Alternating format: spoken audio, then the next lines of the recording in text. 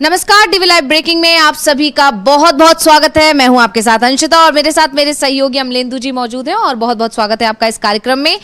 तो अभी इस वक्त बिहार पर सभी की निगाहें टिकी हुई है। लगातार बिहार से एक के बाद एक ऐसे खबरें निकल कर आ रही हैं, ऐसे घटनाक्रम वहां तेजी से बदलते हुए दिखाई दे रहे हैं। एक के बाद एक ऐसे बयान आ रहे हैं जिसने सियासत को गरमा दिया। और अब इन सब के बीच में दिलीप जायसवाल, जिन्होंने अभी कुछ दिन पहले अपने एक राज्य मंत्री के जो पद है उससे इस्तीफा दिया था और ये कहते हुए इस्तीफा दिया था कि वो एक पद एक व्यक्ति वाली जो पॉलिसी है पार्टी की, उसके चलते उनको ये इस्तीफा देना पड़ा है। लेकिन अंदर खाने से खबरें ये आई थी कि क्योंकि उन्होंने नीतीश कुमार को उप मुख्यमंत्री कह दिया था, इसके चलते कहीं ना कहीं जेपी नड्डा और बीजेपी आलाकमान के दबाव में उनको यह इस्तीफा देना पड़ा। यानी नीतीश कुमार को साधने के लिए दिलीप जायसवाल से इस्तीफा लिया गया है, क्योंकि मंत्रिमंडल विस्तार भी किया गया था। तमाम तरह की चीजें थी, लेकिन अब एक बार फिर दिलीप जायसवाल ने अपने एक बयान से सियासत को गरमा दिया है। एक बार फिर उन्होंने अमित शाह की वही बात दोहरा दी है जिससे बवाल मचा हुआ है बिहार में, जिसके बाद से अटकलें तेज हैं कि नीतीश कुमार कभी भी पलटी मार सकते हैं और नीतीश कुमार महागठबंधन में शामिल हो सकते हैं। इन तमाम खबरों के बीच में निशांत कुमार की राजनीति में एक तरह से एंट्री हो गई है। हालांकि खुलकर नहीं हुई, अभी तक उन्होंने कोई सदस्यता नहीं ली है, लेकिन वो जिस तरह से एक के बाद एक बयान दे रहे हैं उससे यह साफ हो गया है कि वो जल्द ही जेडीयू के चुनाव चिन्ह पर हो सकता है इस बार चुनावी मैदान में भी उतर जाएं। यानी अब सदस्यता लेंगे और उसके बाद वो इस बार इलेक्शन लड़ सकते हैं, ऐसा ये तय माना जा रहा है। लेकिन जहां एक तरफ ये खबरें चल रही थी कि नीतीश कुमार को साधने की कोशिश की गई जिसके चलते दिलीप जायसवाल से इस्तीफा लिया गया, वहीं अब दिलीप जायसवाल के ताजा बयान ने उन तमाम अटकलों को सिरे से खारिज कर दिया है। एक बार फिर साफ कर दिया है कि बीजेपी एक अलग ही रणनीति पर काम कर रही है, क्योंकि दिलीप जायसवाल ने साफ कह दिया है कि सीएम के जो चुनाव होगा वो बीजेपी की पार्लियामेंट्री बोर्ड की बैठक में ही लिया जाएगा। और जबकि एक बात और कह दी है उन्होंने कि नेतृत्व में नीतीश कुमार के ही चुनाव लड़ा जाएगा और जब चुनाव हो जाएंगे, नतीजे आ जाएंगे, तब सभी पार्टियां मिलकर यह तय करेंगी कि सीएम किसे बनाने। यानी कि पूरी तरह महाराष्ट्र मॉडल को यहां पर लागू करने की तैयारी बीजेपी की तरफ से की जा रही है। और क्या कुछ अपडेट है अमलेंदु जी, आपके पास आना चाहूंगी। ये कैसे एकदम से मतलब क्या चल रहा है बीजेपी के अंदर, किस तरह से ये घटनाक्रम देखने को जो मिल रहा है कि बीजेपी कहीं भी झुकती हुई दिखाई नहीं दे रही है बल्कि अपने सहयोगियों पर दबाव बना रही है, तो इसका क्या असर हो सकता है?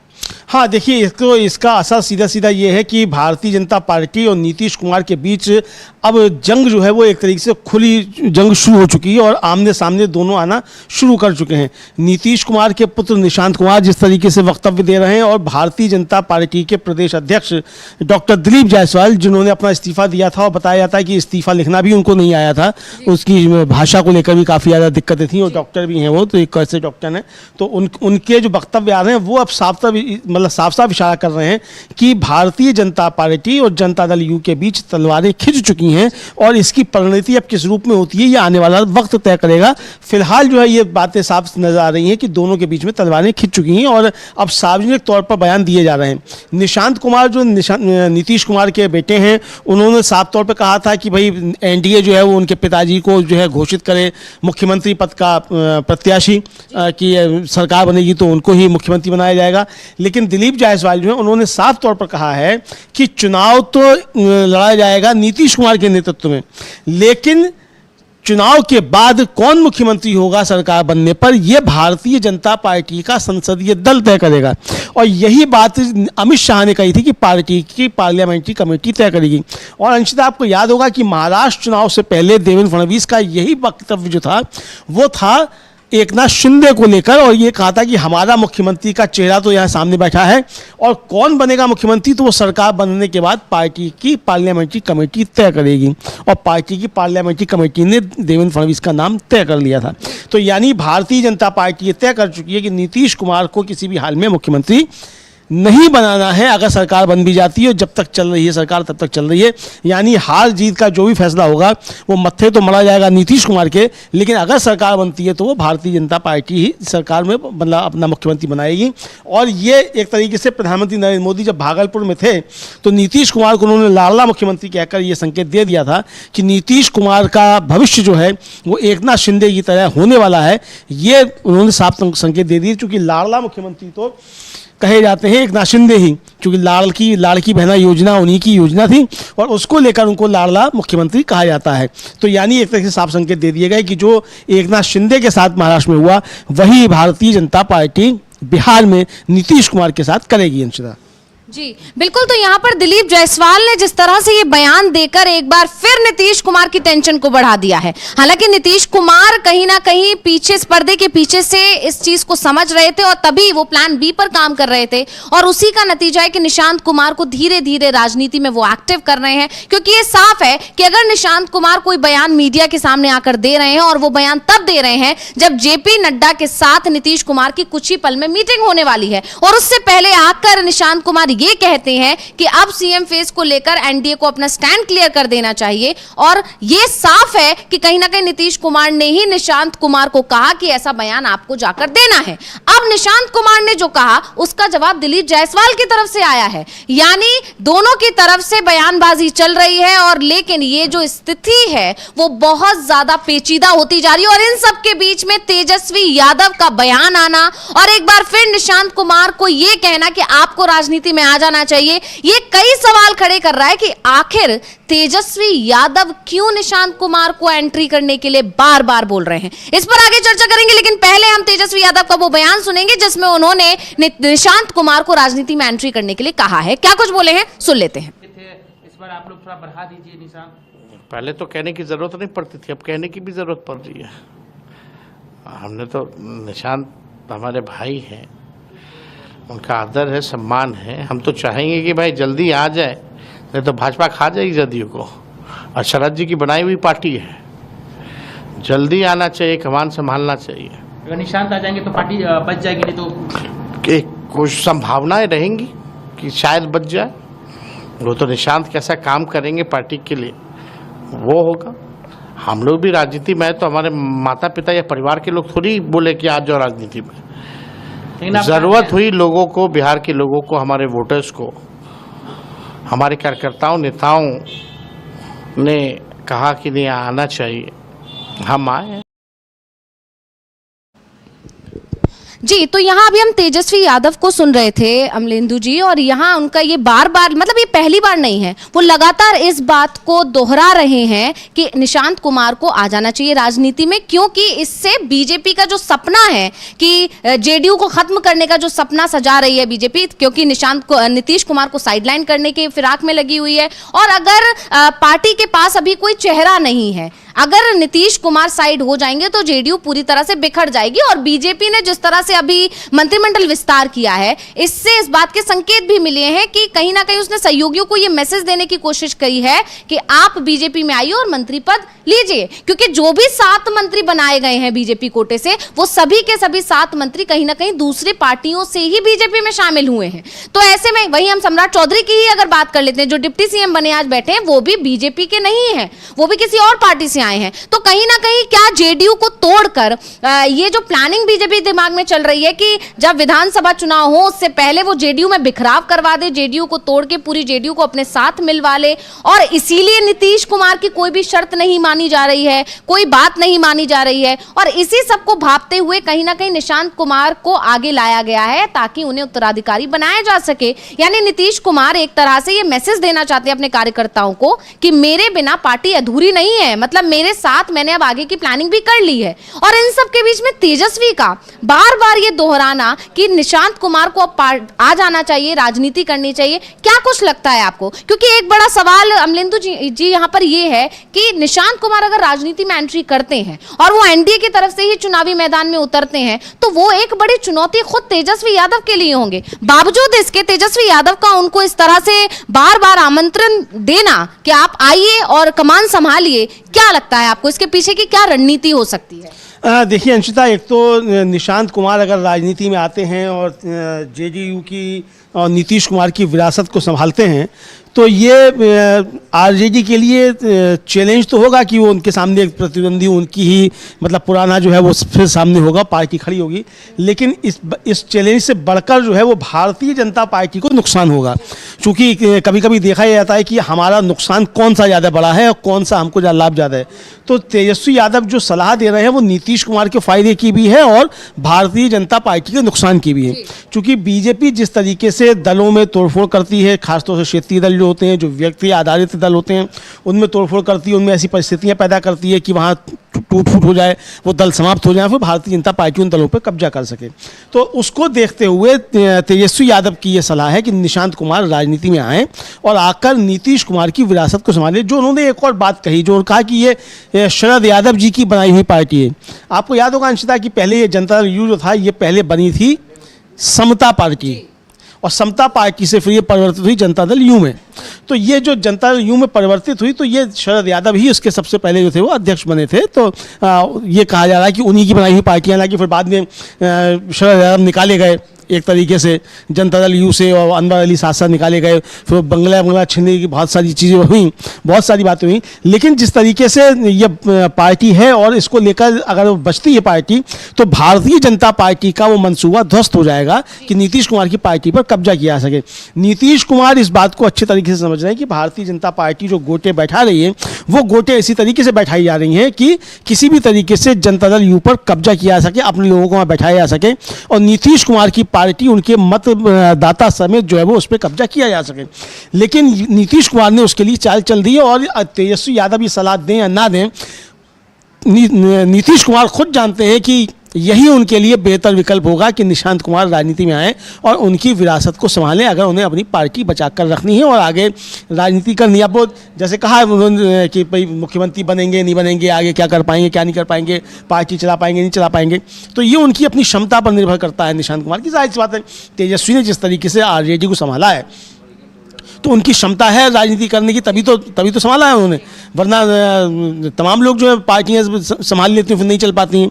हमने देखा है तो तमाम पार्टियां किस तरीके से टूटी हैं, किसी की पत्नी ने संभाली, किसी के बच्चे ने संभाली, और फिर वो ख़त्म हो जाती हैं पार्टियां। तो अब ये जिस तरीके से तेजस्वी ने संभाला है, क्या निशांत कुमार उस तरीके से संभाल पाएंगे, वो तो आने वाला वक्त बताएगा। लेकिन फिलहाल भारतीय जनता पार्टी का मंसूबा जो है वो ध्वस्त हो जाएगा, ये जो है वो तेजस्वी यादव का ये मानना है। मतलब उनका फोकस सिर्फ इस बात पर है कि कैसे अभी बीजेपी का जो मंसूबा है उसे ध्वस्त किया जाए। और इसके अलावा दूसरी वजह ये भी हो सकती है कि जिस तरह से सॉफ्ट कॉर्नर दिखाने की कोशिश की अभी निशांत कुमार का जो पिछला बयान आया था, जिसमें उन्होंने साफ साफ कहा कि लालू यादव तो हमारे अंकल हैं, जबकि पीएम मोदी सिर्फ इसलिए पसंद है क्योंकि वो भी गठबंधन में है। यानी अगर गठबंधन टूट जाएगा तो उन्हें पीएम मोदी से कोई लगाव नहीं है, वो उनकी पसंद नहीं है। ये सिर्फ एक पॉलिटिकल कमिटमेंट, पॉलिटिकल रिलेशन है और इससे ज्यादा कुछ नहीं है। तो कहीं ना कहीं इसकी एक वजह यह भी हो सकती है कि निशांत के सहारे से एक बार फिर नीतीश कुमार को ये मैसेज देने की कोशिश कर रहे हैं तेजस्वी यादव कि हमारे साथ हाथ मिलाइए और अपनी पार्टी को भी बचाइए, और आप जिस तरह से बीजेपी खत्म करने की कोशिश कर रही है या हावी होने की कोशिश कर रही है, उनके उन मंसूबों को खत्म भी कीजिए। तो यहाँ पर लगातार जो एक के बाद एक चीजें निकल कर आ रही हैं। बिहार में इस समय सभी की निगाहें टिकी हुई है, क्योंकि इस साल के आखिर में बिहार में विधानसभा चुनाव है, और सिर्फ इस पूरे साल में अब दिल्ली के बाद, जो क्योंकि दिल्ली में चुनाव हो चुके हैं, और अब बिहार पर ही सभी का फोकस है, क्योंकि इस साल और कोई चुनाव नहीं है। ऐसे में ये भी चर्चा चल रही थी पिछले दिनों कि समय से पहले बीजेपी चुनाव करा सकती है, क्योंकि बीजेपी को अब इंडिया गठबंधन की मजबूती से डर लग रहा है, इसलिए वो चाहती है कि इंडिया गठबंधन को समय ना मिले। लेकिन जिस तरह से पीएम मोदी पहुंचे बिहार पहुंचने के बाद नीतीश कुमार से उनकी कुछ बात हुई, बात होने के बाद जिस तरह से जेपी नड्डा अचानक से पटना पहुंचे, पटना पहुंचकर उन्होंने दिलीप जायसवाल का जिस तरह से इस्तीफा आया, इस्तीफा आने के बाद नीतीश कुमार के साथ कहीं ना कहीं बैठक हुई, उसमें क्या चर्चा हुई इस पर साफ मोहर नहीं लग पाई, ये बात क्लियर नहीं हो पाई। लेकिन मंत्रिमंडल विस्तार की जब चर्चा होने लगी, जिस तरह से खबर आई, उसने कई सवाल खड़े कर दिए थे कि आखिर इसमें किसको जगह दी जाएगी, क्या जीतन राम मांझी को इसमें संभाला जाएगा, क्या उन्हें साधने की कोशिश की जाएगी, क्योंकि जीतन राम मांझी लगातार मंत्री पद की डिमांड कर रहे थे। लेकिन यहाँ पर लगातार एक तरह से कहें कि सहयोगियों के जो मांगे हैं उनको झटका देती हुई बीजेपी दिखाई दे रही है। जीतन राम मांझी की अगर हम बात करें अमलेंदु जी, तो उनको मंत्री पद तो नहीं दिया, उल्टा जो उनके बेटे के पास 3 विभाग थे उसमें से 2 वापस और ले लिए। अब सिर्फ उनके पास एक विभाग है। तो लगातार इस तरह से सहयोगियों को झटका देना, सहयोगियों पर दबाव बनाना, जबकि लोकसभा चुनाव के बाद से ये देखा जा रहा था कि बीजेपी सहयोगियों के दबाव में है, लेकिन लगातार जो ये 3 चुनाव हुए हैं, विधानसभा चुनाव, चाहे वो हरियाणा, महाराष्ट्र और दिल्ली, तीनों में जिस तरह से बीजेपी का प्रदर्शन रहा है, वो एक बार फिर सहयोगियों पर हावी होने की कोशिश कर रही है। तो क्या कुछ लगता है आपको कि क्या ये जो बीजेपी की कोशिश है इसमें उसको कामयाबी मिलेगी, या फिर जो सारे सहयोगी हैं वो एकजुट होकर महागठबंधन से हाथ मिलाकर बीजेपी को करारा झटका दे देंगे? देखिए अंशिता, एक चीज़ बड़ी स्पष्ट है कि भारतीय जनता पार्टी अपने हर सहयोगी के साथ इसी तरीके का व्यवहार करती है। वो चाहे जेडीयू को पहले तोड़ने की कोशिश की गई, क्योंकि नीतीश कुमार ने जब बीजेपी का साथ छोड़ा था और महागठबंधन में आए थे तो उस समय यही कहा था, जैसा कि तेजस्वी यादव का कहना है कि आए थे, कहा था कि हमारी पार्टी तोड़ी जा रही है, तो हम लोगों ने उनकी मदद की थी, उनकी पार्टी बचाई थी। तो उस समय उनकी पार्टी तोड़ी जा रही थी, उस समय तो तेजस्वी यादव ने या लालू प्रसाद यादव ने या राबड़ी देवी ने सरकार बचा ली थी, उनकी पार्टी बचा ली थी, ये समझा जा सकता है।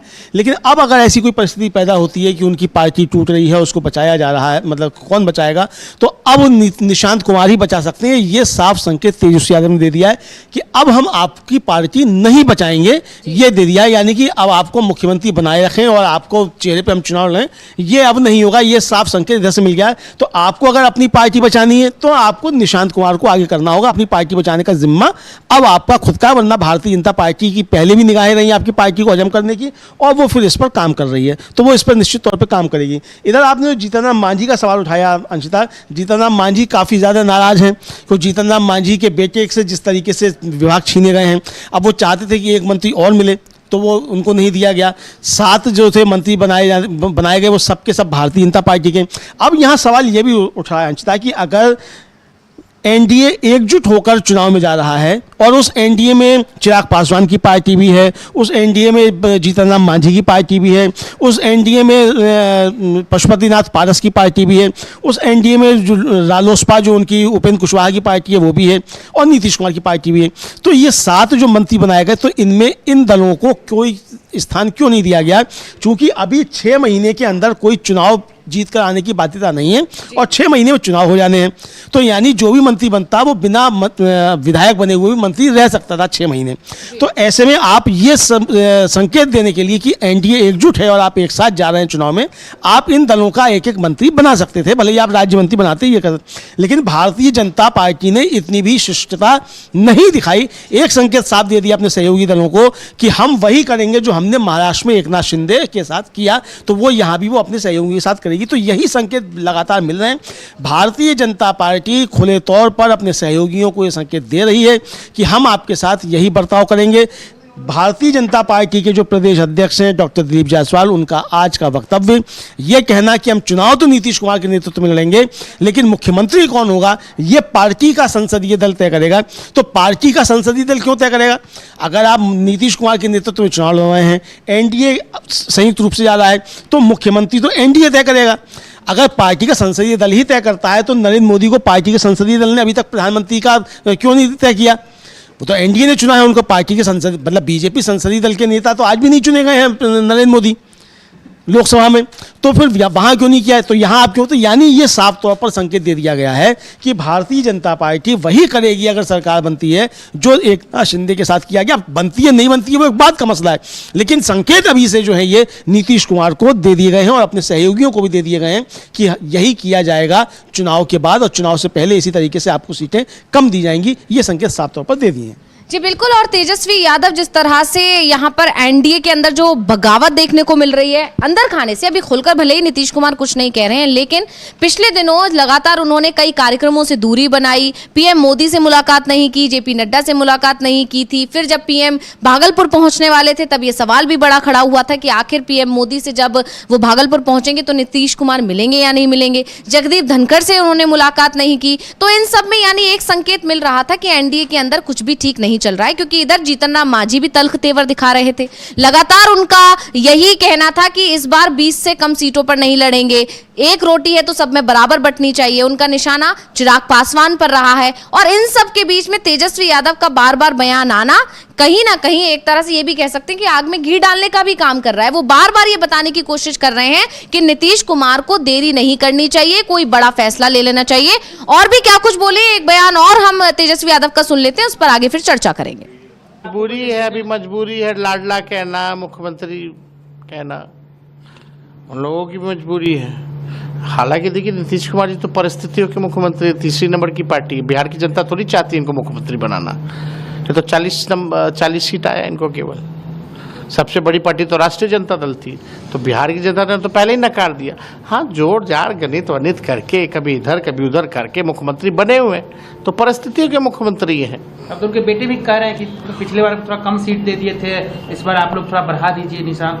पहले तो कहने की जरूरत नहीं पड़ती थी, अब कहने की भी जरूरत पड़ रही है।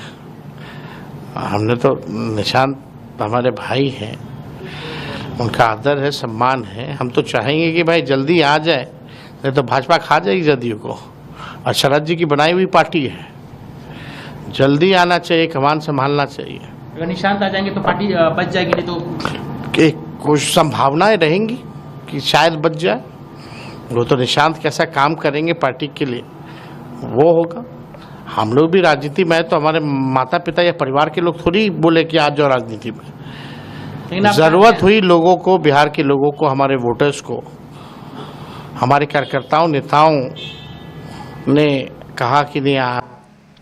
तो अभी हम तेजस्वी यादव को जैसे कि सुन रहे थे, उन्होंने फिर वही बात वो लगातार दोहरा रहे हैं। लगातार हमने ये दूसरा बयान उनका सुना है। उनका यही कहना है कि निशांत कुमार को अब राजनीति में आ जाना चाहिए, क्योंकि जनता को जरूरत है नए चेहरों की, नए लोगों की। लेकिन जाहिर तौर पर इनके बयान का इशारा सिर्फ इसी तरफ है कि आप अपनी पार्टी को बचा लीजिए। नीतीश कुमार को कहीं ना कहीं इशारा देने की कोशिश कर रहे हैं, और नीतीश कुमार अकेले नहीं संभाल सकते, जेडीयू में बिखराव हो जाएगा, और इसीलिए ये जरूरी है कि परिवार का ही कोई सदस्य आकर कमान संभाले पार्टी की। कहीं ना कहीं ये मैसेज देने की कोशिश की गई है कि आप ये चाहेंगे कि दूसरे जो लोग आपकी पार्टी के, जो दूसरे समर्थक हैं, दूसरे विधायक हैं, नेता हैं, वो पार्टी बचा लेंगे, तो ऐसा नहीं होगा। बीजेपी सबको अपने साथ शामिल कर लेगी और फिर जेडीयू का विलय बीजेपी अपने में करवा लेगी, जैसे कि बीजेपी अपने सहयोगियों को झटका देती रहती है।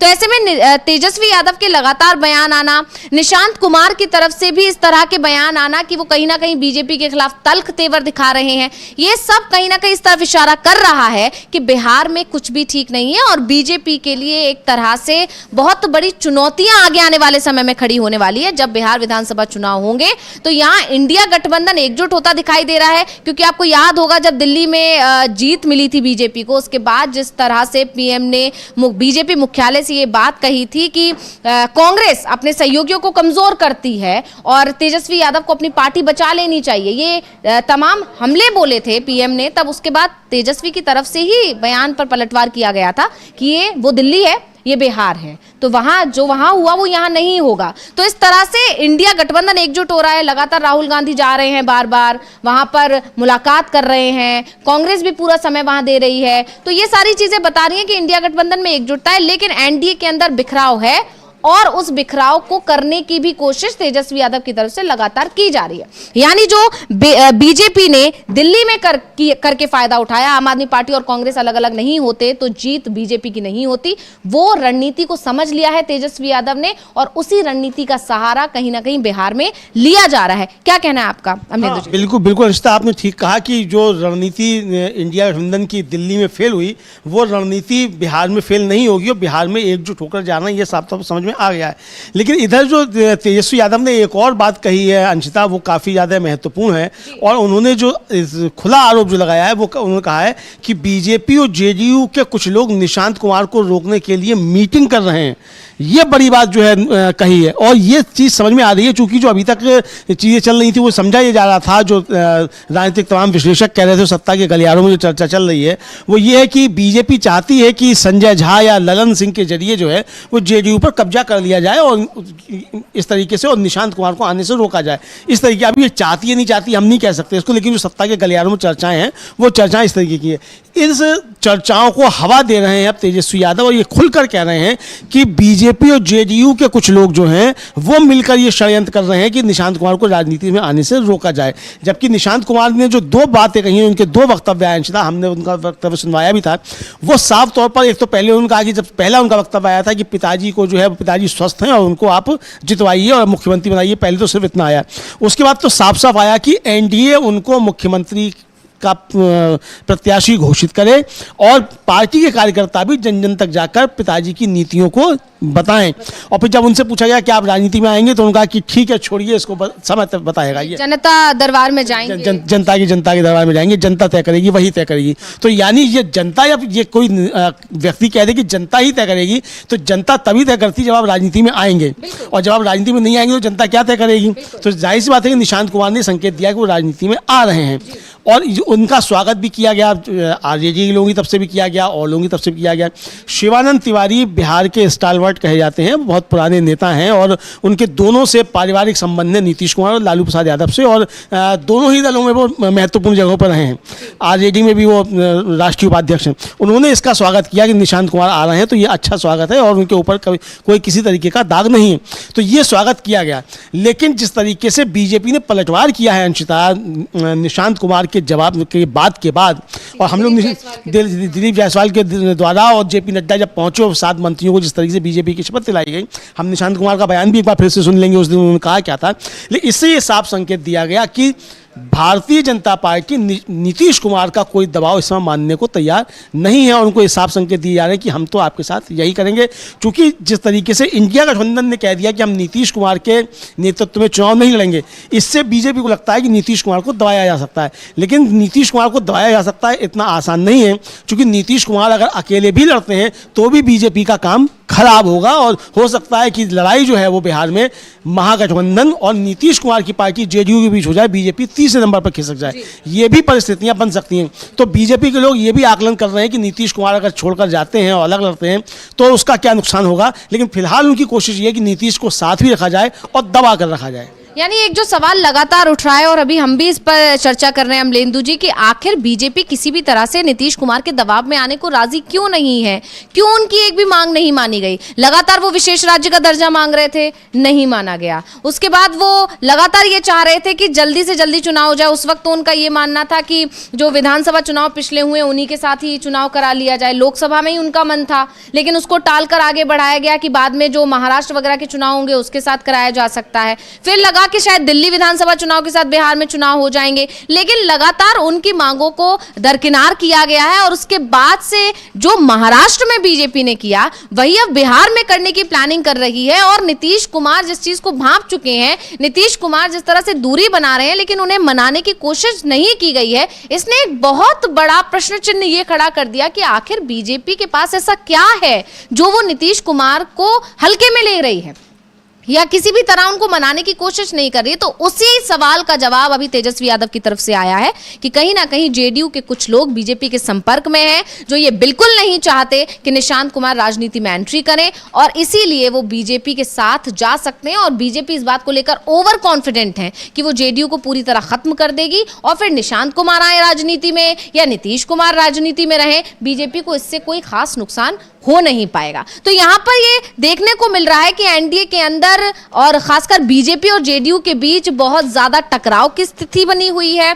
चिराग पासवान की अगर बात करें तो वो अभी कहीं ना कहीं शांत मुद्रा में है, लेकिन जीतन राम मांझी की एक रैली की चर्चा लगातार चल रही है जिसमें दलित समागम होने वाला है। और दलित समागम का जिस तरह से जिक्र हो रहा है उसके बाद से ये माना जा रहा है वो सीधे सीधे चिराग पासवान को चुनौती दे रहे हैं और बीजेपी आलाकमान को ये मैसेज देने की कोशिश कर रहे हैं कि अगर आप दलितों की राजनीति को देखते हुए कि किस पर दलितों पर ज्यादा प्रभाव किसका है, अगर आप इसको देखते हुए चिराग पासवान को ज्यादा सीट्स देते हैं तो आप एक बारी इस दलित समागम को देख लीजिए। और कहीं ना कहीं एक शक्ति प्रदर्शन के तौर पर इस रैली को देखा जा रहा है। अब इसका असर क्या होगा ये तो आने वाला समय बताएगा, लेकिन जीतन राम मांझी पर इस समय सभी की निगाहें टिकी हुई हैं क्योंकि वो क्या कहेंगे, किस तरह से अपनी नाराजगी जाहिर करेंगे। क्योंकि पिछले दिनों लगातार उनके बयान जब आए उन्होंने यहां तक कह दिया कि इस्तीफा दे देंगे वो अपने पद से। हालांकि कुछ देर बाद उन्होंने अपना बयान बदल दिया, कुछ देर बाद उन पर यह दबाव बना दिया गया कि आपको बयान पलटना है, तो फिर उसके बाद उन्होंने एक लंबी चौड़ी कहानी बताई, लेकिन जो उन्हें कहना था वो कह गए थे। यानी बिहार में चुनाव है इस साल के आखिर में और बीजेपी सभी सहयोगियों को मनाने के बजाय उन्हें दूर कर रही है। अब बीजेपी की इसके पीछे क्या रणनीति है ये एक बड़ा सवाल है कि आखिर बीजेपी जो लोकसभा चुनाव है जिसने छोटे छोटे जाने कितने दलों को एक साथ लाकर चुनाव लड़ा, या हम यूपी की बात करें तो छोटे छोटे कितने ही दलों को लाकर चुनावी मैदान में उतरी। लेकिन यहां पर देखने वाली बात है कि बिहार जब चुनाव होने वाला है वहां अपने सहयोगियों को नाराज कर रही है। हाँ बिल्कुल नाराज कर रहे हैं। और जो दलितों का मसला आपने उठाया कि दलित मतदाता किधर जाएगा और जीतनराम मांझी क्यों नाराज है, इस बीच एक बड़ी खबर अंशिता ये आ रही है कि राहुल गांधी ने भी एक दलितों के अधिकारों को लेकर एक बड़ा हमला मोदी जी पर बोला है, मोदी सरकार पर बोला है। और अभी उन्होंने एक ट्वीट किया है कि किस तरीके से अनुसूचित जाति जनजाति आयोग का अध्यक्ष का पद जो है वो 2 साल से खाली पड़ा हुआ है। आप चाहें तो बता सकती हैं। बिल्कुल अभी ट्वीट किया है राहुल गांधी ने। जी बिल्कुल, हम बताना चाहेंगे कि राहुल गांधी ने लिखा है कि भाजपा सरकार की दलित विरोधी मानसिकता का एक और सबूत देखिए। दलितों के अधिकारों की रक्षा करने वाले राष्ट्रीय अनुसूचित जाति आयोग को जानबूझकर उपेक्षित कर दिया गया है। इसके 2 अहम पद पिछले 1 साल से खाली पड़े हैं। यह आयोग एक संवैधानिक संस्था है। इसे कमजोर करना दलितों के संवैधानिक और सामाजिक अधिकारों पर सीधा हमला है। आयोग नहीं तो सरकार में दलितों की आवाज कौन सुनेगा? उनकी शिकायतों पर कार्रवाई कौन करेगा? प्रधानमंत्री जी जल्द से जल्द आयोग के सभी पद भरे जाने चाहिए ताकि ये दलितों के हकों और अधिकारों की रक्षा करने की अपनी जिम्मेदारी प्रभावी रूप से निभा सकें। यानी लगातार राहुल गांधी दलितों की, पिछड़े समाज की या मुस्लिम समुदाय के लोगों की आवाज बन रहे हैं। संविधान की रक्षा की बात करते हैं। आप देख रहे हैं लगातार एक कांग्रेस की तरफ से संविधान सम्मान सम्मेलन किया जा रहा है पूरे देश भर में। और ऐसे में राहुल गांधी ने जिस तरह से दलितों की आवाज पहले भी उठाई थी, लोकसभा चुनाव में भी उठाई थी, और अब बिहार चुनाव से पहले भी एक बार फिर राहुल गांधी जिस तरह से दलितों की बात कर रहे हैं, तो कहीं ना कहीं बीजेपी को एक करारा झटका लग सकता है, क्योंकि वहां पर भी एक अच्छी खासी आबादी है दलितों की। और इसी वजह से नीतीश कुमार दूरी भी बना रहे हैं बीजेपी से, जब से अमित शाह ने राज्यसभा के अंदर अंबेडकर को लेकर वो विवादित टिप्पणी की है। एक बड़ी वजह यह भी है क्योंकि नीतीश कुमार जानते हैं कि अमित शाह के उस बयान की वजह से बीजेपी को नुकसान ना होगा, उससे ज्यादा जेडीयू को भी नुकसान हो सकता है अगर वो बीजेपी के साथ ही रहती है तो ये बड़ी चीजें यहां देखने को मिल रही हैं। और यहां पर अभी बिहार पर सभी की निगाहें टिकी हुई हैं, लेकिन बिहार के अलावा बंगाल में भी बहुत कुछ घट रहा है अमलेंदु जी। जिस तरह से ममता बनर्जी ने एक बड़ा खुलासा किया है कि कैसे बीजेपी वोटिंग में धांधली करती है, कैसे बीजेपी प्लानिंग करती है और कैसे वो चुनाव जीतती है। लेकिन इन सब के अलावा अभिषेक बनर्जी को लेकर जो दावे लगातार किए जा रहे थे बीजेपी की तरफ से कि वो अब एक अलग पार्टी बनाने पर विचार कर रहे हैं या अंदर खाने फूट चल रही है, अंदर खाने चीजें ठीक नहीं है, इस पर अभिषेक बनर्जी ने भी एक बड़ा खुलासा कर दिया है। बीजेपी के उन तमाम आरोपों को लेकर बड़ी बात कह दी है। तो क्या कुछ अपडेट है अमलेंदु जी आपके पास? ये पूरे घटनाक्रम में क्या चल रहा है इस वक्त बिहार में? देखिए बिहार में जो चल रहा है वो तो इस पर हम लोगों ने काफ़ी चर्चा की बिहार में। और नीतीश कुमार किस तरीके से घिरे हुए फिलहाल नजर आ रहे हैं और अपने बेटे को आगे करना चाहते हैं, और उन्हीं की पार्टी के अंदर किस तरीके से उनके बेटे के खिलाफ अब षड्यंत्र शुरू हो गए हैं। ये तेजस्वी यादव का कहना है कि उनके बेटे के खिलाफ ही जेडीयू और बीजेपी के लोग मिलकर अब षड्यंत्र कर रहे हैं। तो अब कर रहे हैं नहीं कर रहे हैं ये तो वो जाने, उनका काम जाने, क्या कर रहे हैं उनको खुद देखना होगा। लेकिन ये चीज़ें अब सतह पर आने लगी हैं, क्योंकि निशांत कुमार की जैसे ही एंट्री होती है इस रंगमंच पर, बिहार का जो रंगमंच है बिहार का, तो उस पर जैसे ही उनकी एंट्री होती है और तुरंत जो चीज़ें शुरू हो जाती हैं। इसका मतलब बीजेपी जो है वो किस तरीके से जनता दल यू को नुकसान पहुंचाना चाहती है, और ये चीज़ें समझ में आ रही हैं। लेकिन जिस तरीके से जनता दल यू को नुकसान पहुंचाने की कोशिश की जा रही है, उसी तरीके से अब पश्चिम बंगाल में तृणमूल कांग्रेस को तोड़ने की कोशिश। अब ये इत्तेफाक, इसे आप समझ सकते हैं कि इस साल के आखिर में बिहार में चुनाव है और उसके बाद बंगाल में चुनाव है। यानी पहले बिहार और उसके बाद बंगाल की रणनीति अभी से बनाने की कोशिश कर दी है, बीजेपी ने शुरू कर दी है। बिल्कुल अभी से इसकी रणनीति बनाना शुरू कर दी। और ये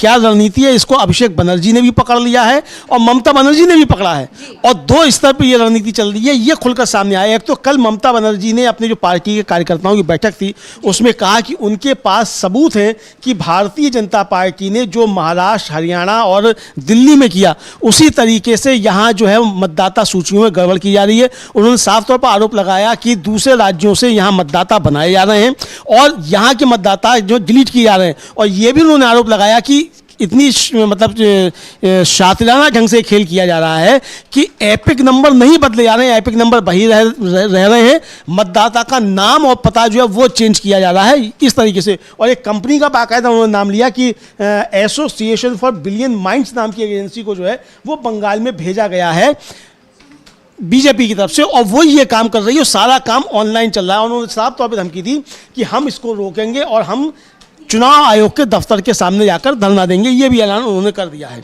यानी यहाँ पर मैं ये देख सकती हूँ कि जिस तरह से आपको याद होगा महाराष्ट्र में जब चुनाव हुए, महाराष्ट्र चुनाव के नतीजों पर सवाल उठे कि कहीं ना कहीं कुछ ही घंटों में एकदम से वोटिंग प्रतिशत अपडेट हुआ था।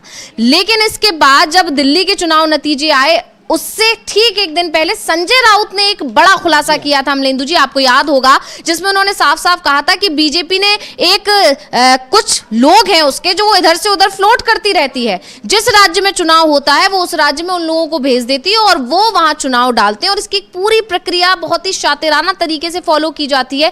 किसी भी तरह से किसी को कोई भी शक नहीं होता है, उनके वोटर ID कार्ड वहां के बनाए जाते हैं और सब कुछ इतना पुख्ता होता है कि किसी की नजर में वो सब नहीं आता है। और अभी कहीं ना कहीं ऐसा लग रहा है कि जो बयान अभी ममता बनर्जी की तरफ से जो खुलासा किया गया है वो संजय राउत के उस बयान से कुछ मिलता जुलता है अमलेंदु जी। हाँ, बिल्कुल मिलता जुलता है। और अंशिता, इसका मतलब बीजेपी कई साल पहले से तैयारियां शुरू कर देती है, इस तरीके से देखा जाए तो ये तैयारियां बंगाल में अभी से शुरू कर दी गई हैं, ऐसा ममता बनर्जी का साफ तौर पर आरोप है। और इतना ही नहीं है, और उन्होंने तो ये यहाँ तक कहा कि हम उन फर्जी मतदाताओं की पहचान करेंगे जिन्हें भाजपा की मदद से मतदाता सूची में शामिल किया गया है।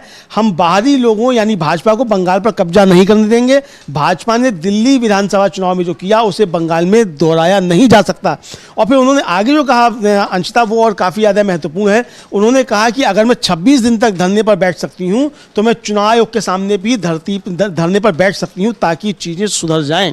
और उन्होंने अपने पार्टी कार्यकर्ताओं से सतर्क रहने की अपील की और कहा कि आपको सोशल मीडिया पर चीज़ों की जाँच करनी होगी। AI का इस्तेमाल हमारी आवाज़ और तस्वीरों को मॉर्फ करके दुष्प्रचार फैलाने के लिए किया जा रहा है। ये भी एक बड़ा गंभीर आरोप जो है वो उन्होंने लगाया है ममता बनर्जी ने। तो ये वहाँ चीज़ें हो रही हैं। और इधर जिस तरीके से अभिषेक बनर्जी, जिनके बारे में ये खबरें चलाई जा रही थी, वो खासतौर से जो व्हाट्सएप ग्रुप चलते हैं उनमें ये खबरें चलाई जा रही हैं कि अभिषेक बनर्जी या तो बीजेपी में शामिल हो जाएंगे या फिर वो नई पार्टी बना लेंगे और तोड़ देंगे, चूंकि बुआ भतीजे के बीच में संघर्ष हो गया है।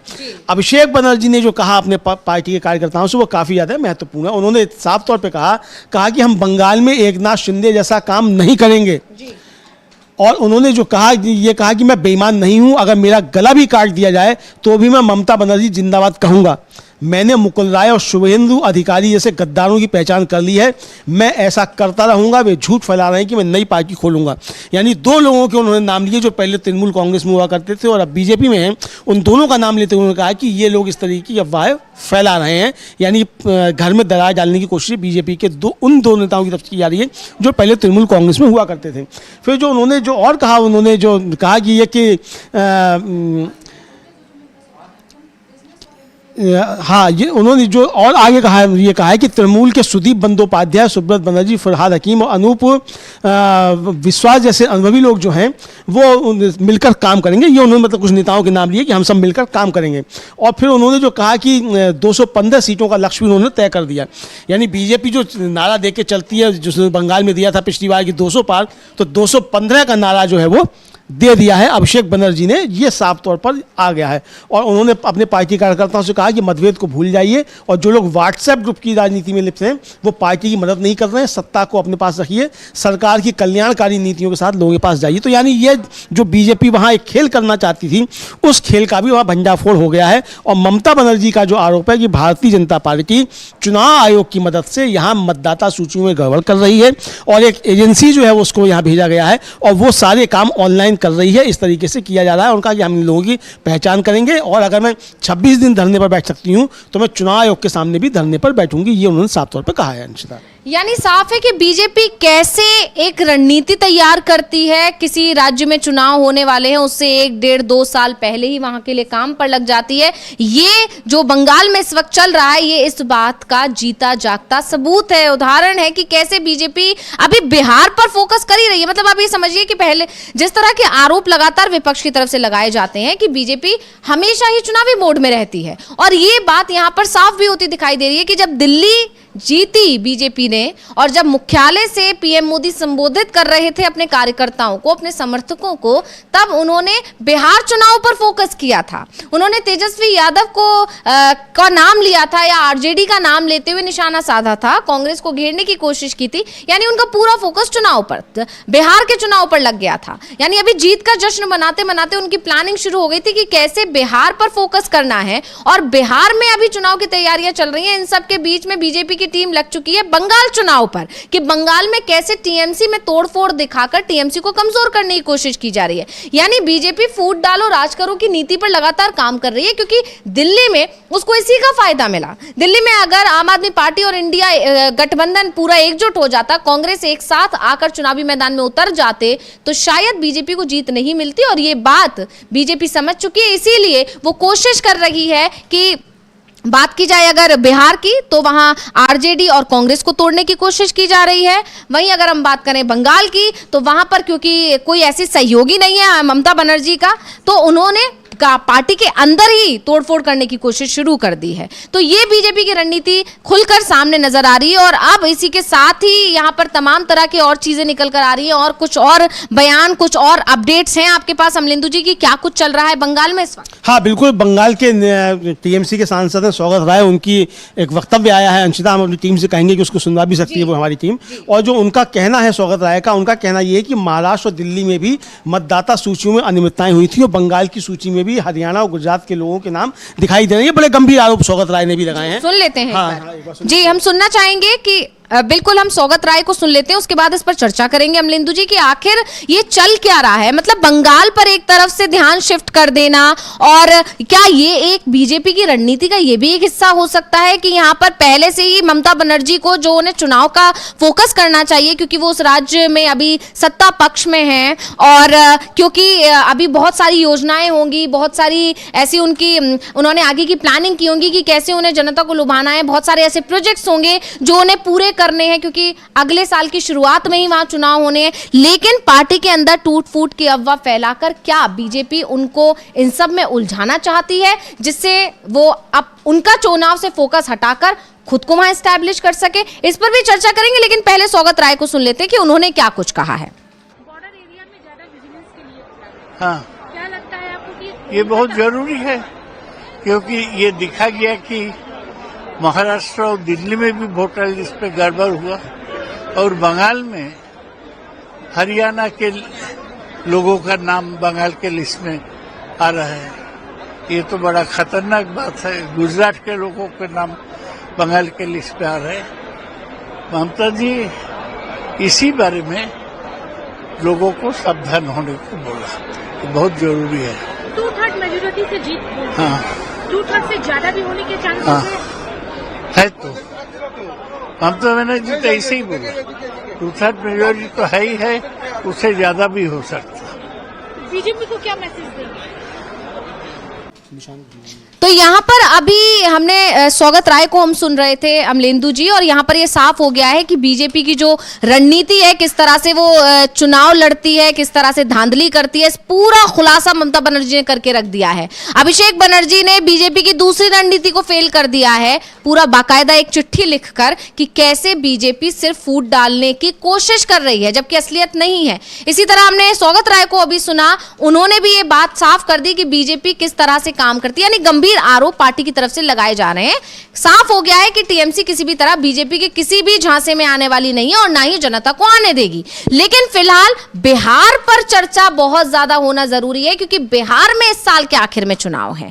बीजेपी पूरी तरह इस फोकस कर रही है, पूरी तरह इस कोशिश में लगी हुई है कि अकेले वो पूरा चुनाव अपने हाथ में कंट्रोल रखे, बड़े भाई की भूमिका बीजेपी की रहे, और इसी के चलते उसके सहयोगी छिटक रहे हैं। लेकिन ये सहयोगी छिटकेंगे तो बीजेपी को क्या नुकसान होगा, इस पर हम और चर्चा करेंगे। लेकिन पहले निशांत कुमार का एक बार फिर वो बयान सुनना चाहेंगे जो उन्होंने तब दिया था जब जेपी नड्डा और नीतीश कुमार की मुलाकात होने वाली थी। एक बार हम चाहेंगे हमारी टीम से कहेंगे कि एक बार उस बयान को दोबारा सुनाएं।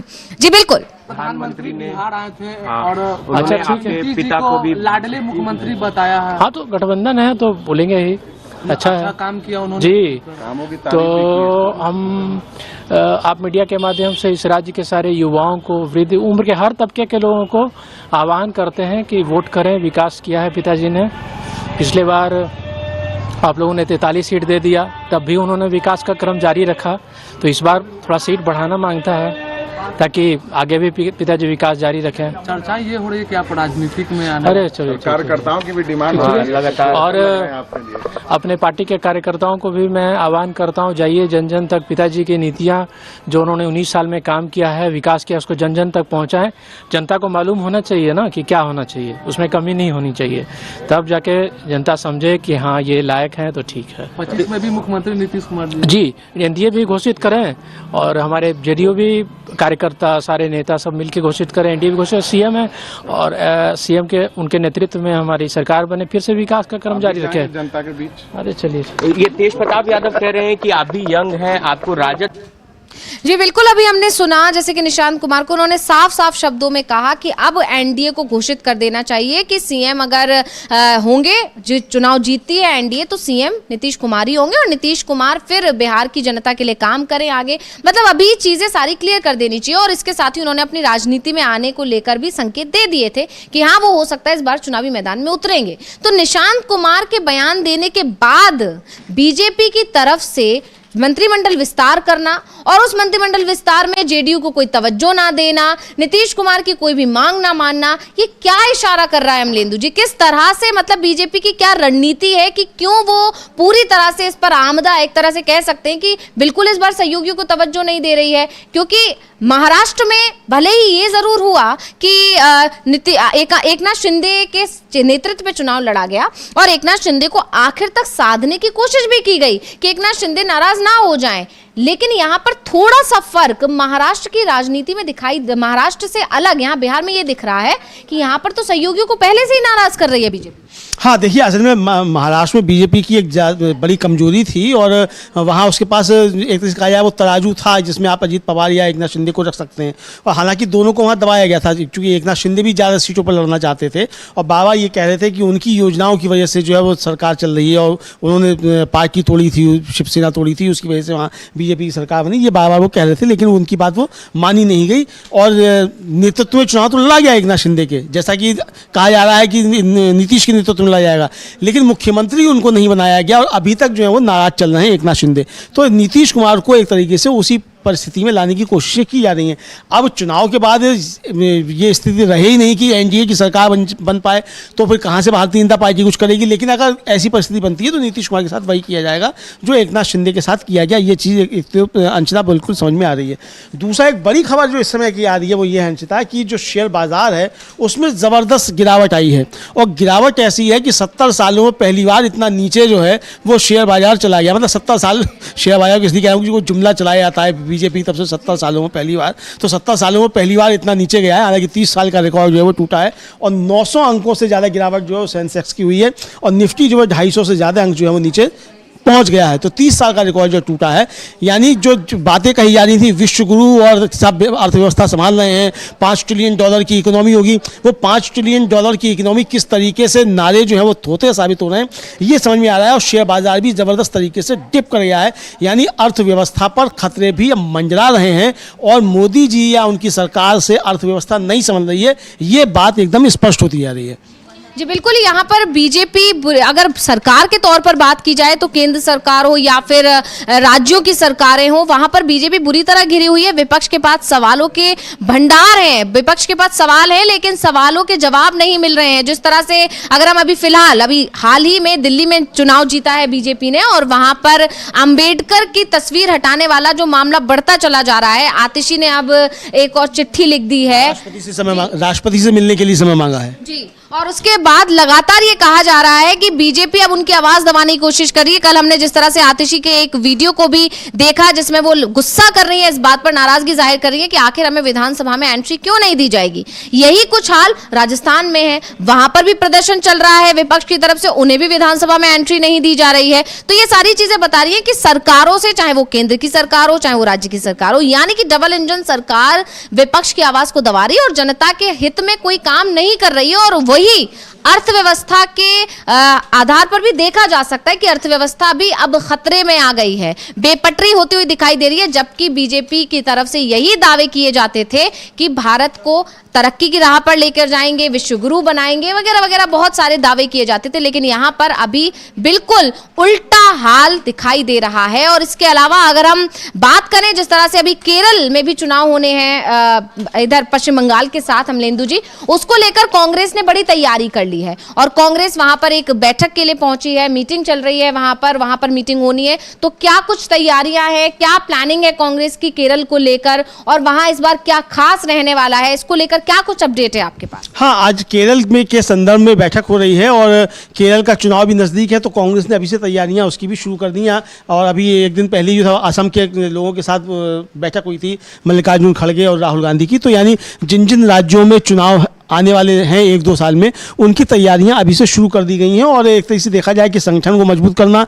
मुद्दों की पहचान करना और ज़मीन पर जाकर काम करना, ये सब चीज़ में शामिल है। तो असम के लोगों के साथ मुलाकात हुई थी, तो असम के मुद्दे तय किए गए। अब केरल के नेताओं के साथ मुलाकात है आज और बैठक है दिल्ली में, तो उसमें बहुत सी चीज़ें होंगी। अभी तक खबरें ये चल रही थी कि शशि थरूर का मुद्दा भी इसमें उठ सकता है कि शशि थरूर कुछ नाराज चल रहे हैं। अब जो खबरें आ रही हैं उससे ये बताया जा रहा है कि शशि थरूर भी शायद उसमें बैठक में शामिल होंगे। तो जब खबरें आएंगी तो उस पर भी आएंगे कि बैठक हुई तो उसमें कौन कौन शामिल हुआ, कौन कौन शामिल नहीं हुआ। लेकिन केरल भी अब जो कांग्रेस ने जो है उस पर तैयारी शुरू कर दी है। और एक तरीके से देखा जाए तो जिन जिन राज्यों में चुनाव है वहाँ तैयारियां कांग्रेस से शुरू हो चुकी हैं। बिहार की भी तैयारी हो रही है। हमने बताया था जैसे कृष्णा अल्लावरूज को वहाँ प्रभारी बनाकर भेजा गया है, उनका वहाँ बड़ा ज़बरदस्त स्वागत हुआ। वो गांव-गांव तक जो है वो कांग्रेस वहाँ पहुँचेगी। बिहार में भी ये चीज़ें आ रही हैं, तैयारियां शुरू हो रही हैं। तो यानी एक तरीके से अंशतः जो केरल को लेकर है, वो केरल को लेकर चीज़ें साफ है कि पिछली बार जो हुआ वो ये हुआ कि बहुत लंबे समय के बाद ऐसा हुआ कि कोई सरकार जो थी रिपीट हुई केरल में। और जब वरना वहाँ जो था वो UDF और LDF के बीच में सरकारें अदल बदल होती रहती हैं। लेकिन वो उसमें समझा ये गया कि चूंकि कोरोना काल में जिस तरीके से विजयन सरकार ने अच्छा मैनेजमेंट किया था, उसका लाभ जो था वो मिला जाकर पी विजयन को। लेकिन अब पी विजयन की सरकार पर भी वहाँ काफ़ी ज़्यादा आरोप हैं और एंटी इनकम्बेंसी। अब चूंकि 10 साल होने जा रहे हैं तो 10 साल की एंटी इनकम्बेंसी वहाँ हो रही है। और पहले से ही वहाँ की स्थिति ऐसी है कि वहाँ हर 5 साल बदलती है। तो अभी तक समझा जा रहा था कि शशि थरूर जो है वो खुद को मुख्यमंत्री का चेहरा देखना चाहते हैं। अब जाहिर सी बात है कि तमाम पुराने लोग वहाँ हैं और एक से एक सीनियर लोग हैं जिनका अपना जनाधार है। तो शशि थरूर कोई इस तरीके के नेता तो रहे नहीं है कि वो सब कांग्रेस को आगे लीड करके ले जाए। तो अब उनका अंदर का मसला है, कौन किसको तय करता है, तय नहीं करता। लेकिन केरल को लेकर अब चुनाव की तैयारियां शुरू हो गई हैं और कांग्रेस ने वहां गंभीर तरीके से तैयारियां शुरू कर दी हैं। ये अब मामला है। यानी जिस तरह से पिछले जो 3 चुनाव बीते हैं अमलेंदु जी, उसमें जो कांग्रेस का प्रदर्शन रहा है उसको देखते हुए कांग्रेस अब काफी एक्टिव मोड में नजर आ रही है। बिहार पर भी पूरी टीम पहुंचा दी गई है और लगातार वहां पर कार्यक्रम हो रहे हैं। खुद राहुल गांधी बिहार पर फोकस कर रहे हैं। अभी मल्लिकार्जुन खड़गे भी आए थे, फिर आगे आने के लिए उनकी डेट्स आ चुकी हैं सामने और फिर राहुल गांधी भी आने वाले हैं। प्रियंका गांधी भी बिहार पहुंच रही हैं। ये तमाम चीजें चल रही हैं कि लगातार कांग्रेस का फोकस है अब बिहार पर। और उसी तरह से दूसरे जो राज्य में चुनाव होंगे, यानी बिहार के बाद जो चुनाव होंगे, उसकी तैयारियों पर भी अभी से ही कांग्रेस लग गई है। यानी एक तरह से देखा जाए तो कांग्रेस भी अब बीजेपी की तरह ही चुनावी मोड में नजर आ रही है कि एक चुनाव से फ्री होने से पहले ही वो दूसरे चुनाव की तैयारियों में लग जा रही है। यानी बीजेपी की रणनीति पर काम कर रही है। और जब भी कांग्रेस बहुत ज्यादा एक्टिव मोड में होती है, चिंतन मंथन ज्यादा चलता है, तो उसके बाद कोई बड़े फैसले लिए जाते हैं, कड़े फैसले लिए जाते हैं और उसका असर जमीन पर दिखता है अमलेंदु जी। जिस तरह से आपको याद होगा कि 5 राज्यों के चुनाव जब 2022 में शुरुआत में हुए थे, जिसमें कांग्रेस को बहुत बड़ा झटका लगा था, उसके बाद एक चिंतन शिविर किया गया था और चिंतन शिविर से ही भारत जोड़ो यात्रा निकली थी। और उसके बाद असर आपने लोकसभा चुनावों में देखा, कर्नाटक में, हिमाचल में, सब जगह बीजेपी को करारी शिकस्त दी थी कांग्रेस ने। और फिर लोकसभा चुनाव में तो पूरा विजय रथ, जो 400 पार का नारा जो बीजेपी लगा रही थी, उसे बहुमत से पहले ही रोक दिया। तो इस तरह से बीजेपी के में एक टेंशन ये भी है कि कांग्रेस ने फिर से चिंतन मंथन किया है। आपको याद होगा अभी ये भी खबर आई थी कि राहुल गांधी जिस तरह की ड्रीम टीम बनाना चाहते थे उस पर काम शुरू हो गया था। यानी राहुल गांधी ने जिस तरह नेतृत्व किया लोकसभा चुनाव में और जो उसका रिजल्ट निकल कर आया, उसके बाद अब राहुल गांधी को वो फ्री हैंड मिला है जो वो उस वक्त चाहते थे जब वो राजनीति में एंट्री कर रहे थे। तो ऐसे में अब ड्रीम टीम भी बनाई जा रही है। तो इसको लेकर आपको क्या लगता है कि ये बीजेपी के लिए एक बड़ी और चुनौती होने वाली? हाँ, बिल्कुल चुनौती होने वाली है। और दूसरी बात जो एक जो अच्छा काम आप कह सकती हैं एक संगठन के तौर पे जो कांग्रेस कर रही है, अंशतः अभी तक होता यह था कि आरोप भी लगते थे कि कांग्रेस का नेतृत्व जो है वो अपने कार्यकर्ताओं से कटा हुआ है और बीच में शत्रप जो है वो बीच में गुमराह करते हैं कांग्रेस नेतृत्व को। राहुल गांधी अब सीधा संपर्क जो है वो कार्यकर्ताओं से कर रहे हैं, ये एक नई चीज़ देखने को मिल रही है। क्योंकि असम के कार्यकर्ता जो बैठक हुई उसमें हर रीजन से नेता बुलाए गए थे, यानी क्षेत्रीय स्तर के नेता जो हैं, जिला स्तर के या रीजन स्तर के, वो भी सब बुलाए गए थे। और उनके साथ जो है राहुल गांधी, मल्लिकार्जुन खड़गे और केसी वेणुगोपाल की बैठक हुई। इसी तरीके से केरल से बुलाए गए हैं। यानी कि अब जो जिला स्तर के नेता हैं और जो मंडल स्तर के नेता हैं वो भी अब सीधे सीधे राहुल गांधी, मल्लिकार्जुन खड़गे और केसी वेणुगोपाल से संवाद कर रहे हैं और अपनी समस्याएं बता रहे हैं और क्या राजनीतिक समीकरण हो सकते हैं वो बता रहे हैं और क्या चुनौतियां आ सकती हैं वो बता रहे हैं। यानी कि अब एक तरीके से कहा जाए कि कांग्रेस का डिसेंट्रलाइजेशन जिस तरीके से हो रहा है, यानी ऊपर से लेकर नीचे तक सीधा संपर्क जो है वो केंद्रीय नेतृत्व से होगा। तो ये एक बड़ी चीज जो होनी है। जो बीजेपी की जो सब तारीफ की जाती है वो यही तो की जाती है, साहब अमित शाह का बड़ा अच्छा नेटवर्क है, पन्ना प्रमुख वहां होता है, पन्ना प्रमुख से सीधा संपर्क होता है। तो पन्ना प्रमुख का सीधा संपर्क तो हम देख रहे हैं पन्ना प्रमुख कैसे होता है, वो ममता बनर्जी ने बता दिया कि पन्ना प्रमुख का काम जो है वो वोट काटने वोट बढ़ाने का है। लेकिन यहाँ जो चीजें की जा रही हैं वो संगठन को सही रास्ते पर लाने की कोशिशें की जा रही हैं। अंशतः ये चीज समझ में आ रही है। इधर जो अभी महाकुंभ होकर चुका है, अंशतः उसके एक खबर इस पर भी चर्चा कर ली जाए। महाकुंभ के बाद अब एक वीडियो वायरल हुआ कि योगी आदित्यनाथ जो हैं वो चेहरे पर मास्क रख के और वहाँ सफाई कर रहे हैं। इस पर शिवपाल सिंह यादव जो महासचिव हैं समाजवादी पार्टी के, उनकी एक वक्तव्य आया है। उनका है कि भाजपा के लोग जो है केवल गुमराह करते हैं और योगी आदित्यनाथ तो कह रहे थे महाकुंभ में कोई गंदगी नहीं है। फिर ये गंदगी सुन लेते हैं अमलेंदु जी, पहले हम शिवपाल यादव का वो बयान सुन लेते हैं, उसके बाद इस पर चर्चा करेंगे। तो जिस तरह से योगी आदित्यनाथ का वो जो वीडियो आपने बिल्कुल साफ कहा कि जिस तरह से बहुत तेजी से वायरल किया जा रहा है और ये आरोप लगते रहे थे अभी तक पीएम मोदी पर कि वो इस तरह का दिखावा करते हैं और कैमरा जीवी हैं, बहुत तरह के। अब योगी आदित्यनाथ के अंदर भी वही चीज दिखाई दे रही है, वही झलक दिखाई दे रही है, साफ सफाई करते हुए ये वीडियो वायरल कराना। खैर, हम पहले शिवपाल यादव को सुनते हैं, उन्होंने क्या कुछ आरोप लगाए, उसके बाद हम चर्चा करेंगे। इनको कोई सफलता हासिल नहीं हो पाई और ये वहाँ बाहर ये दूसरे देशों की वीडियो लाके दिखाई गई कि प्रयाग की, लेकिन प्रयाग में श्रद्धालु आते रहे। देखिए, ये भारतीय जनता पार्टी के लोग केवल गुमराह करते हैं और आपने कल देख ही लिया है। पहले तो कह रहे थे वहाँ कुछ भी नहीं, गंदगी नहीं, वो नहीं। कल देखिए, आप सब लोगों को दिखाई दिया होगा गंदगी कौन साफ कर रहे हैं। तो अभी हम शिवपाल यादव को सुन रहे थे। अमलेंदु जी, क्या कुछ लगता है आपको कि किस तरह से योगी घिर गए हैं बुरी तरह? मतलब पहले ही महाकुंभ में कितने लोगों की जान गई, जो भगदड़ हुई, ये एक सवाल था। कितनी भगदड़ हुई, वो दूसरा सवाल था। और इसके अलावा उन सवालों के जवाब देने के बजाय यहाँ पर ये फोटोग्राफी करवाकर या वीडियोग्राफी करवाकर सिर्फ अपनी छवि को सुधारने की कोशिश की जा रही। एक तो बात अंशतः ये है कि बड़े सवाल उठते हैं कि अगर प्रशासन चुस्त दुरुस्त है और सरकार कायदे से काम कर रही है तो किसी मुख्यमंत्री या प्रधानमंत्री को झाड़ू लगाने की आवश्यकता क्यों पड़ती है? तो ये बड़ा सवाल है। अगर मुख्यमंत्री और प्रधानमंत्री खुद या कोई मंत्री जाकर झाड़ू लगा रहा है, इसका मतलब आपकी नीचे की मशीनरी जो है वो ठीक से काम नहीं कर रही, तो आप अपनी अक्षमता को खुद जाहिर कर रहे हैं।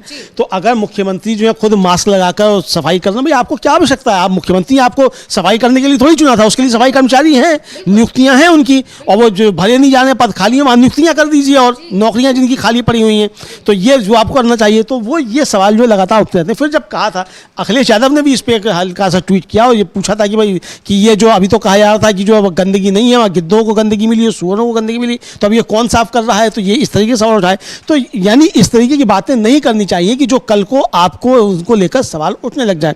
अब जो आपने कविता पढ़ी किसी की, जो योगी आदित्यनाथ ने, अब वो एक तरीके से देखा जाए तो वो भारतीय जनता पार्टी के गले में पड़ गई है वो कविता जो है जाकर के, कि आपने गिद्धों के लिए कहा और सुअरों के लिए कहा। तो अब यही सवाल पूछा जा रहा है कि भाई आप तो कह रहे थे गंदगी नहीं है, फिर यहाँ गंदगी ये कहाँ से आ रही है? तो बहुत सारे सवाल इसको लेकर होते हैं। तो यानी एक तरीके से अंशतः अब महाकुंभ हो गया। अब जो शंकराचार्य है, स्वामी अविवेकानंद, हाँ, उनका कहना है कि भाई कुंभ तो हो चुका है 1 महीना पहले, ये तो सरकारी कुंभ चल रहा था अभी तक। वो तो माघ पूर्णिमा को समाप्त हो गया। तो यानी आपने 1 महीना और एक्स्ट्रा घूम चला दिया। अखिलेश यादव तंज में कह रहे हैं कि भाई अभी 60 करोड़ लोगों ने किया, जब तक 100 करोड़ लोग पूरा इसमें स्नान नहीं कर लें आप तब तक कुंभ बढ़ा दीजिए। तो यानी जब तक सब स्नान नहीं कर लें तब तक। अब एक वो प्रवक्ता हैं उसके समाजवादी पार्टी के, वो कह रहे हैं कि भाई जो 66 करोड़ ने कुंभ कर लिया है, 100 करोड़ में से जो 66 करोड़ निकाल दो तो बाकी क्या हिंदू नहीं रहे, अब ये कहीं और चले जाएं। तो इस तरीके से सवाल उठे। यानी जो एक तरीके से कहा जाए कि धार्मिक चीज़ों को लेकर जिस तरीके से Bharatiya Janata party political agenda बनाने की कोशिश करती है, वो एजेंडा अब भारतीय जनता पार्टी को उल्टा पड़ता हुआ नजर आता है। ये चीज़ें अब समझ में आ रही हैं। यानी भारतीय जनता पार्टी जहां जहां डबल इंजन सरकार है वहां घिरी हुई है। दिल्ली से लेकर यूपी तक डबल इंजन सरकार पर सवाल उठ रहे हैं। राजस्थान में, दिल्ली में हर जगह प्रदर्शन हो रहा है। और अगर महाकुंभ की बात की जाए तो अखिलेश यादव ने संसद में भी इस मुद्दे को उठाया था, लगातार सवाल पूछे गए थे और अब एक वीडियो वायरल करके ये दिखाने की जो कोशिश की गई है कि यहाँ सब कुछ ठीक है और कितने जमीन से जुड़े हुए हैं हमारे मुख्यमंत्री की खुद झाड़ू लगा रहे हैं, इसने भी कहीं ना कहीं जो योगी आदित्यनाथ की तरफ से छवि सुधारने की कोशिश की गई थी, लेकिन शिवपाल यादव ने जो अटैक किया उससे उनका जो दाव था वो उल्टा पड़ता दिखाई दे रहा है कि आखिर खुद योगी आदित्यनाथ को काम करने की जरूरत क्यों पड़ गई है। क्या लोगों की कमी है? क्या जो भर्तियां हैं फिर उन्हें भर दीजिए जिससे वो लोग पढ़े। आपको तो इंस्ट्रक्शंस देने के लिए रखा गया है, आपको नेतृत्व देने के लिए रखा गया है, ना कि आपको खुद जमीन पर उतरकर काम करने की जरूरत है। तो ये काफी चीजें हैं जिससे एक बार फिर यहां पर सरकार बैकफुट पर दिखाई दे रही है। और महाकुंभ को लेकर सवाल, भले ही महाकुंभ खत्म हो गया है लेकिन सवाल खत्म नहीं होंगे और ये सवाल उठते रहेंगे। इसके अलावा सबसे ज्यादा फोकस, जैसे कि हमने कहा, कि बिहार पर बना हुआ है। अभी बिहार में इस साल के आखिर में चुनाव है। बिहार को लेकर, बिहार जीतने के लिए बीजेपी तमाम तरह के हथकंडे अपना रही है। दावे किए जा रहे हैं कि बीजेपी सहयोगियों को तोड़ने की फिराक में है और उसी वजह से ये मंत्रिमंडल विस्तार किया गया है। इस मंत्रिमंडल विस्तार के जरिए से सहयोगियों को ये मैसेज दिया गया है, सहयोगी पार्टियों में जो नेता हैं, जो कार्यकर्ता हैं, जो विधायक हैं, उन्हें ये बताने की कोशिश की कि अगर आप हमारे साथ आएंगे अपनी मूल पार्टी को छोड़कर तो आपको यहां पर मंत्री पद भी मिल सकता है। और शायद कुछ जो अभी भी जो बचे हुए हैं, हो सकता है कि आने वाले समय में कुछ लोग जो इधर आए उनके लिए छोड़ दिए गए हों, उन्हें आने वाले समय में जो चुनाव से पहले जो एक बार और मंत्रिमंडल विस्तार किया जा सकता है। ये सारी चीजें देखने को मिल रही हैं। और इन सब के बीच में तेजस्वी यादव का बार बार निशांत कुमार को राजनीति में एंट्री करने के लिए कहना, ये भी एक बड़ा सवाल खड़ा करता है कि आखिर तेजस्वी यादव के मन में चल क्या रहा है। तो बहुत बहुत शुक्रिया अमलेंदु जी, हमारे तमाम दर्शकों को ये जानकारी देने के लिए। और बहुत बहुत शुक्रिया मेरी टीम के लिए जिसने हमें इस कार्यक्रम को संचालित करने में मदद की। और बहुत बहुत शुक्रिया मेरे तमाम दर्शकों का इस कार्यक्रम को देखने के लिए। और इसी के साथ मुझे दीजिए इजाजत। देखते रहिए डीवी लाइव। नमस्कार।